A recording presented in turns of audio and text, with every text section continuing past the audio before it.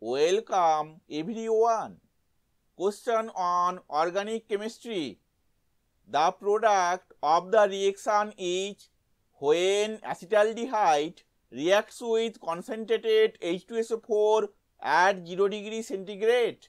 Product choices are A. Trioxane, B. Paraldehyde, C. Cyclohexane, D. Metaldehyde.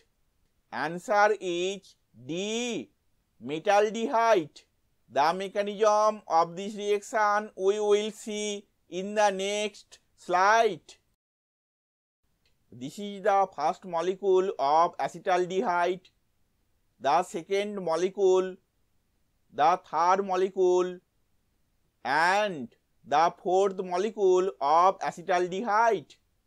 At 0 degree centigrade, in the presence of concentrated H2SO4, 4 acetaldehyde molecules combine to form one molecule of metaldehyde tetramer. Thank you for watching this video.